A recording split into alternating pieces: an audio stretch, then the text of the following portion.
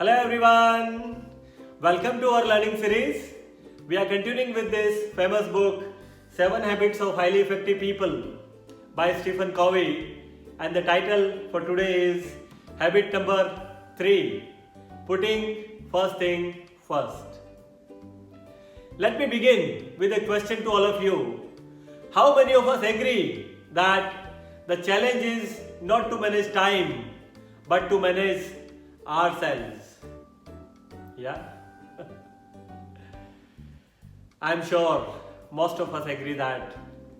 And interestingly, one of the research suggests that we can manage ourselves better by managing our time effectively. But then the critical question remains, how? How we can do this? And most of the time, it's good enough to remember simple maxim, first thing first. This means rigorously prioritizing everything which we have so that we can focus on important tasks and that are taken care, and then putting rest aside to be dealt or delegated later on. A good place to start by categorizing all your tasks into 2 categories. Any guesses? Yes. Classify each of your item into urgent and important, giving you the matrix of 2 by 2 and resulting into the 4 quadrants. The quadrant 1, which talks about the urgent and important task which needs to be dealt right away. Quadrant 2, not urgent but important. These are the tasks, for example, planning for your future, investing in something about your relationship, or as a professional if you want to learn anything, new skills or certifications, any of your 1 to 3 year dream project or aspirations. The quadrant 3, urgent but not important. If you are into midst of some critical activity and one phone came and that distraction may be clubbed into those kind of activities. If you are busy in office and some of your colleagues ask you to join them for some of those office gossip or invite you to join some of those cup of tea or coffee. With the context, it can be classified into Q3. Quadrant 4, not urgent, not important, simply waste of time. Out of these all 4 quadrants, the quadrant 2 is the most important one to be focused upon. These are the actions. If taken care timely, you will pave a base for your happier and brighter tomorrow. These are the activities. If you attain, you will find far less crisis or activities into quadrant 1.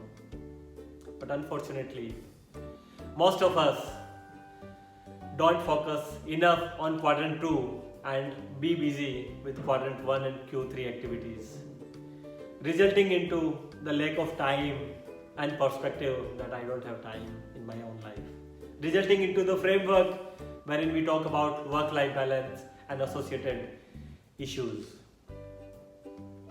Yeah? So what to do? Stephen Covey has suggested a beautiful activity to define and map it your own chart. Let's do it right now. You will need a paper and pencil, and also you can do it on computer.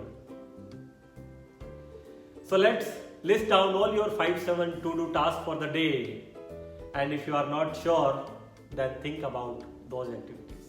Anything, assignment you need to complete, visits you need to make, some bookings or prior appointments you need to take, personal and professional aspects. Any of those 5-7 tasks which you are aiming to complete today. And map it, each of the activity with the same 2 framework, urgent and important. So urgent, for an example, the activities which you need to do it today, and important, which if you do or don't, it would have a same consequences for a good or not so good future. If you are still not clear and identify about that important aspect, think about your 1, 2, 3 year of goal or mission. Take that as a reference, and I'm sure you will be able to now identify which are those important or what does it mean for your own life.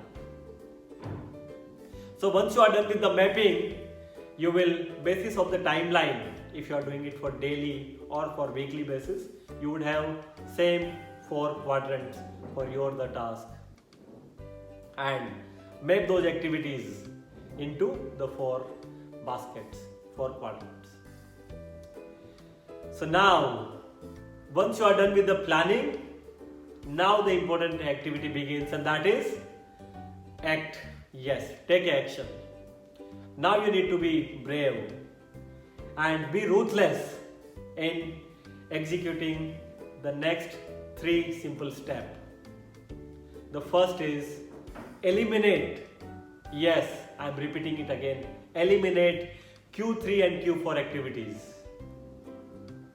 Step number 2. Jump to quadrant 1, which you need to attend it today. And there also follow the guideline that what are the big and ugliest tasks you will attend it first.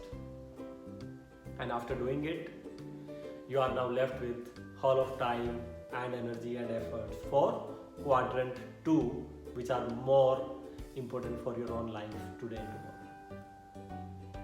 Yeah. So once you are done, I am sure you are ready to go ahead. But as we live in this practical world, lot of unplanned activities can come on your way. So what to do about them? Because these were not part of your original to-do list for day or the week.